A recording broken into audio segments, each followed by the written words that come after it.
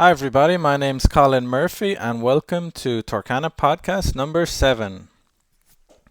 So, today I've got an interesting one for you. I'm going to take a little step back. We've all heard the expression, if you don't know your history, you're bound to repeat it. And we're all familiar with real estate cycles and crashes, or we're familiar with the concept. So, I'm a big believer that if you can understand the causes and the durations of major property cycles, you can use that knowledge to make great long-term decisions about real estate opportunities that are available today and how you can build a long-term property portfolio.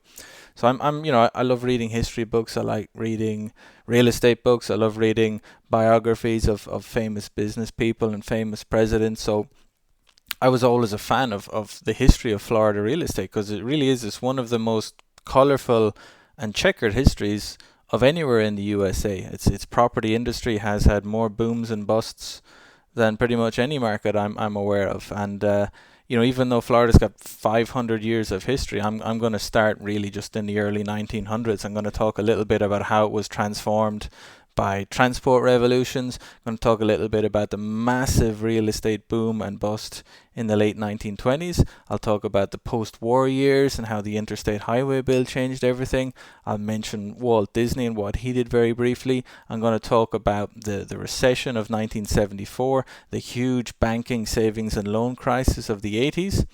And then how the calm 1990s led to this huge, ridiculous bubble in the mid 2000s, and obviously the subsequent crash and the recovery over the last 4 or 5 years, and what we can do with all of that knowledge to make great decisions now with the opportunities that are available now that we can do to change our lives and change our property portfolios. Okay, so let's get started. So one of the really interesting things about Florida is that the first major property developers in Florida were the railroad barons. Okay, because transportation and land ownership were inextricably linked during the early 1900s because the state of Florida offered the railroad barons huge tracts of land in exchange for every mile of railroad that was built. So you had famous names like Henry Morrison, Henry Bradley, William Chipley. They all built these multi-million-dollar resorts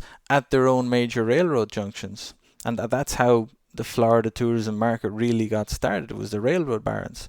And, so really that was in the early 1900s. And the 1920s, really everywhere in the United States, the 1920s was a period of growth and unprecedented prosperity. And that coincided with a huge property boom and bust in the state of Florida. Just like 4 or 5 years ago, or just like today rather, you have Florida had this great exotic image, had a great tourist infrastructure. It was very appealing to a broad range of Americans, millions of whom owned a car for the first time. So a lot of people were traveling to Florida. A lot of people were spending money on Florida on real estate, on hotels, on tourist trips. And the real estate boom was probably most extreme in Miami. Some things never change, and one of the biggest deals there in the 1920s was land speculation. It was completely rampant. You had people buying and flipping the same piece of land literally several times a day. Real estate values were soaring. Money was pouring into Florida from all over the country and overseas. You had developers making fortunes in very short spaces of time, and one of the most extreme and famous examples is beachland in Miami. It increased, wait for this, by 1,800% between 1915 and 1926. So in just over 10 years, if you bought a house or if you bought a piece of land in Miami Beach for $1,000 in 1915, it would have been worth $18,000 less than 10 years later. It was huge speculation. But anyway, we all know that the late 1920s brought all of that to a halt. I think Florida had some big hurricanes just before the Great Depression hit. So when it did hit, they were even in a worse position than other Americans, and the market just completely collapsed for many, many years. Obviously, it picked up during World War II. Florida provided a huge number of bases to the US military, most of which are still there. Tampa has a massive US base, which adds, hundreds of millions of dollars to the economy every year. So, anyway, during World War II, economy expanded a lot. A lot of money was spent on infrastructure that boosted tourism, also boosted agriculture to record levels. You had brand new industries coming into the state for the first time, where you had electronics, defense, banking, some older technology firms were among those. In the mid-50s, then President Eisenhower signed the Interstate Highway Bill, which a lot of people tend to forget what a huge investment that was. I mean, that was a nationwide network of almost 50,000 miles of road. It completely revolutionized the economy, gave it a major boost. And for Florida, they built really famous roads. The highway bill created the I-4, the I-10, the I-75, and the I-95. So that all fueled, just like 70 years before, with the railroads, that highway bill fueled an unprecedented wave of development, particularly across central and coastal Florida. And Walt Disney was watching all of this. He was a genius, a visionary. He started building and accumulating lots of land south of Orlando during the 1960s, literally swampland, hundreds and thousands of acres of swampland south of Orlando during the 60s, because he knew that these roads were going to revolutionize central Florida. And of course he built, Disney World opened in 71, SeaWorld opened in 73, and then later Disney Studios opened in the late 80s, and that created one of the biggest tourist cities the world has ever seen. So the 50s and 60s were a great time for Florida real estate and the Florida economy. But obviously, during the late 60s, it just got a bit crazy. I mean, it's history keeps repeating itself. Thousands of condominium units were built by speculative developers. Miami was pretty much the center of the boom again. And then obviously in the early 70s, 73, 74, you had the oil crisis, and you had a global recession, and that that collapse in demand, that collapse in credit left huge quantities of units unsold. Thousands of projects failed all over the states, and funnily enough, the timeshare industry rose from the ashes of that real estate crisis in the early 70s, when developers converted their unsold projects into timeshares. And you had big names like Disney and Hilton and Marriott also entering the industry in the late 70s, early 80s, and a brand new industry was created by the oil crisis in 74. So, go figure. So a lot of people got through it with that pivot.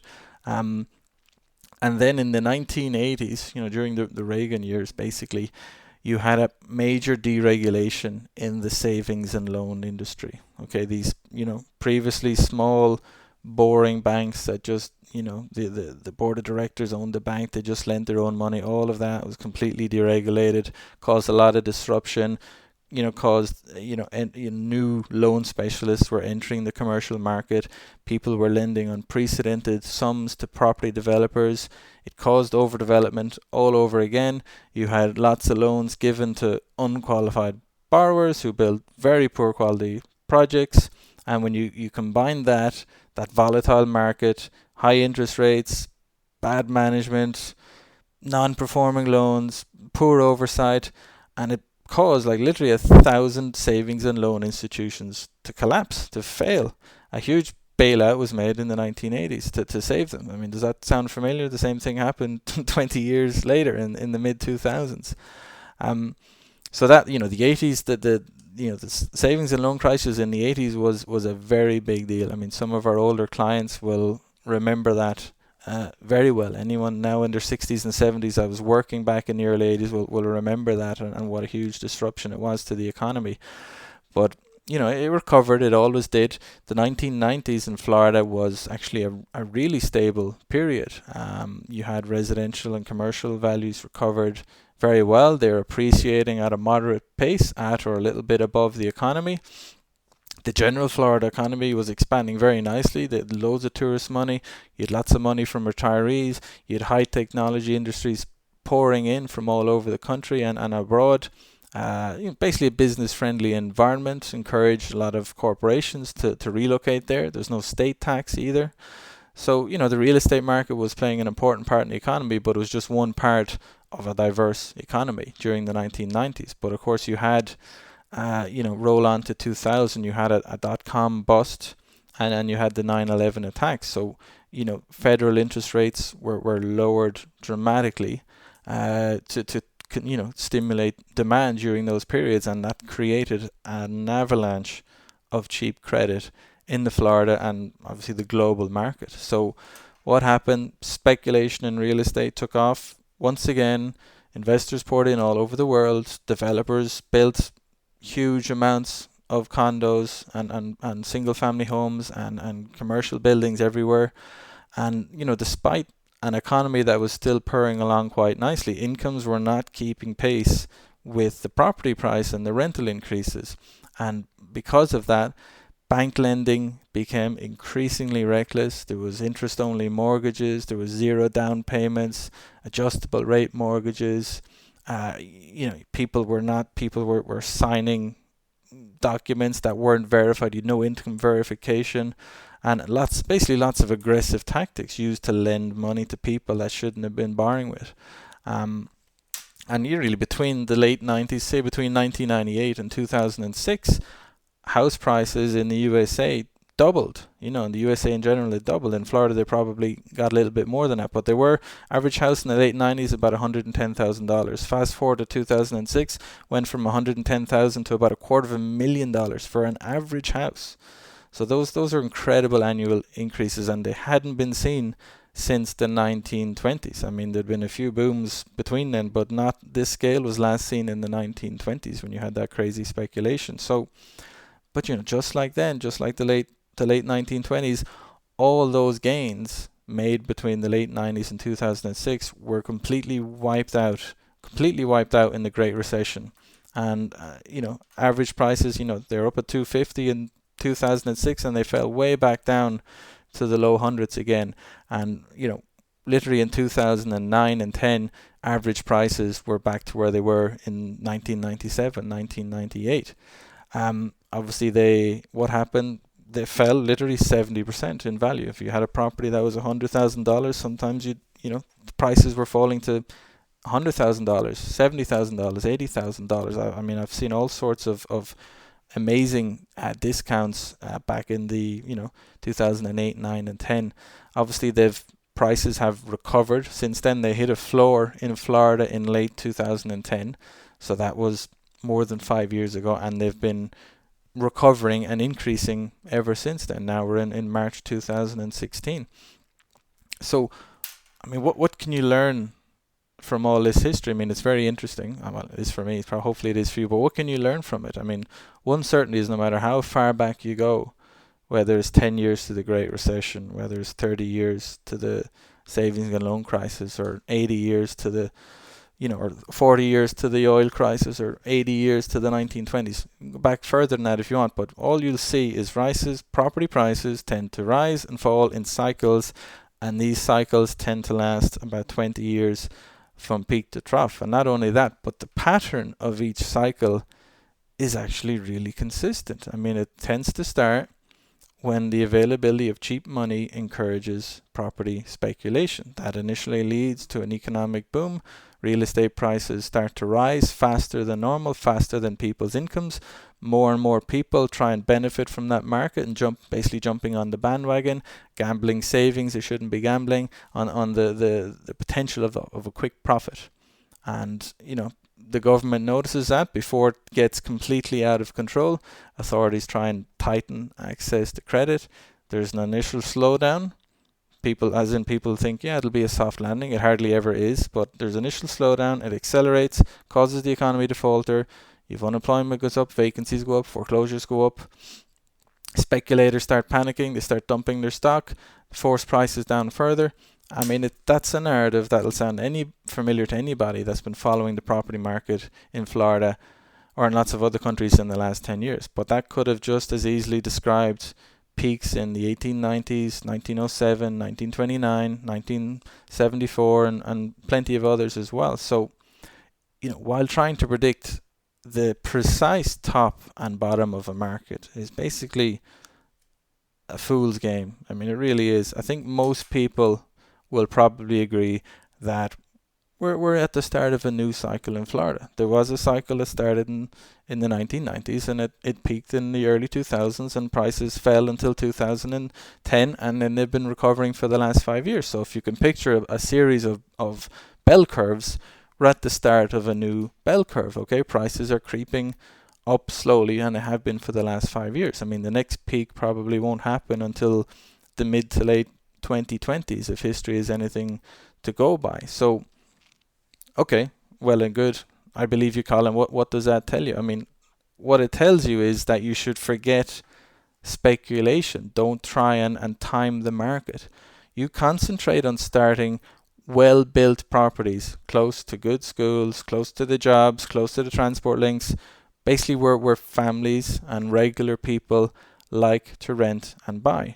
Avoid buying at the peak of the market when there's a property mania. We don't have a property mania at the moment.